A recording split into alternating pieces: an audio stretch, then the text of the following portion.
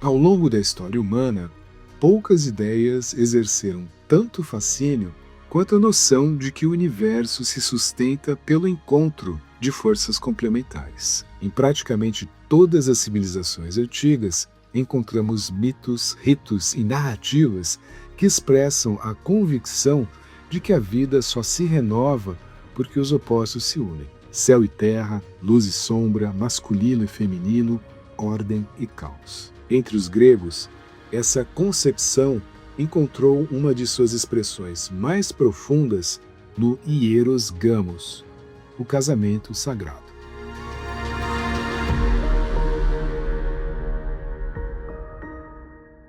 A expressão em grego significa literalmente isso, casamento sagrado, mas reduzi-la a uma simples cerimônia religiosa seria empobrecê-lo. O hieros gamos era, na verdade, uma dramatização da própria estrutura do cosmos.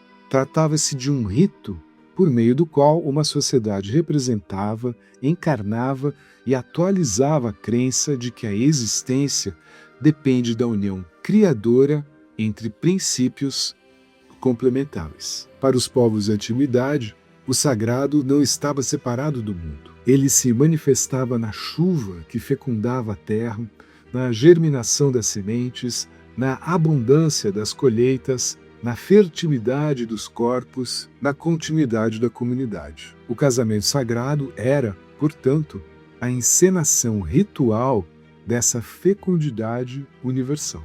Sua origem remonta a tradições antiquíssimas, especialmente da Mesopotâmia. Ali, o rei assumiu o papel do deus pastor do Muzi, enquanto uma sacerdotisa representava a deusa.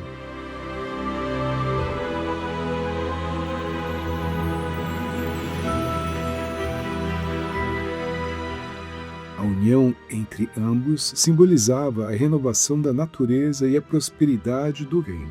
Hinos sumérios preservados até hoje descrevem esses encontros em linguagem intensamente poética, muitas vezes erótica, associando a união dos corpos ao florescimento da terra. Mas é no universo grego, especialmente nos cultos ligados a Dioniso, que o hieros gamos adquire contornos particularmente fascinantes. Dioniso era uma divindade singular.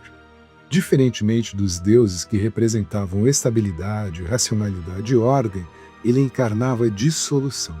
Era o deus do vinho, da embriaguez, do êxtase, da transformação. Sob sua influência, as separações entre humano e divino, entre razão e instinto, entre civilização e natureza, tornavam-se momentaneamente suspensas. É nesse contexto que encontramos um dos festivais mais antigos e misteriosos da Atenas clássica, a Antestéria.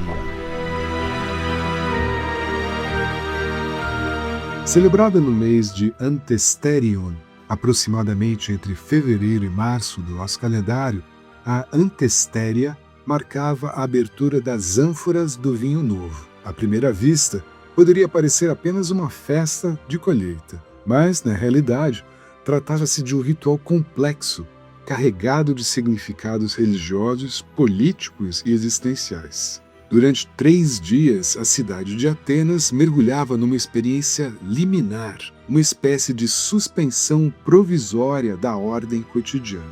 O primeiro dia chamava-se Pitoigia, a abertura dos jarros.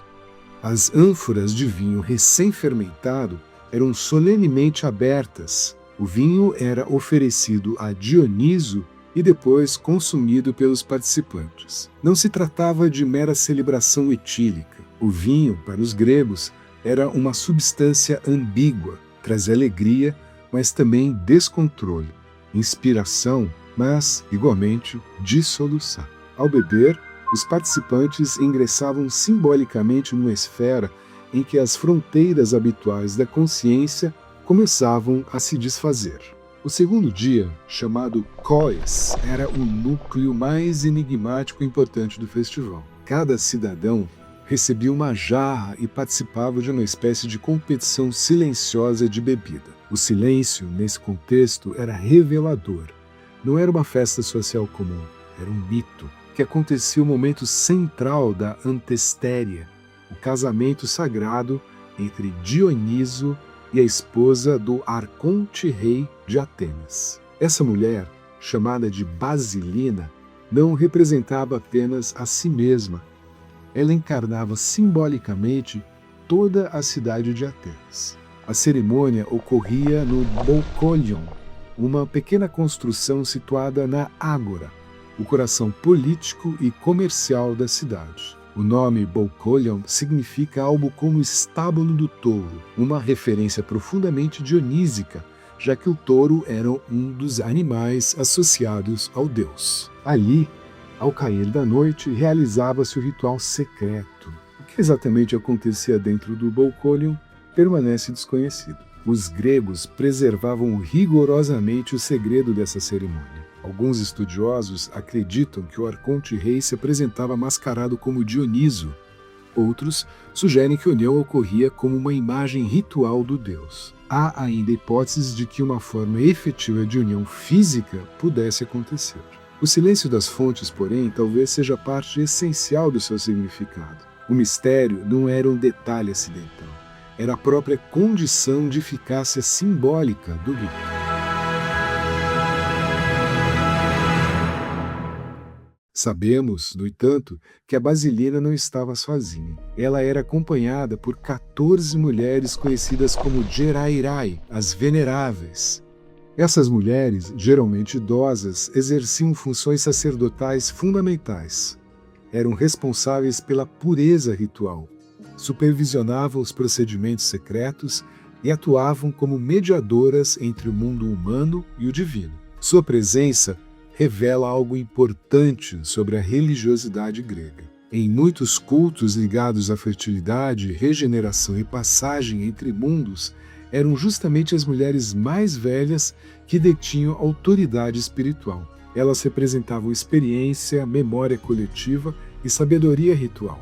Enquanto a Basilina e as Gerairai realizavam o casamento sagrado no interior do Boukolion, toda a cidade participava, cada qual à sua maneira. Os homens entregavam-se aos concursos de bebida. As mulheres, segundo o indicam algumas representações em vasos antigos, podiam participar de práticas de sexualidade ritual.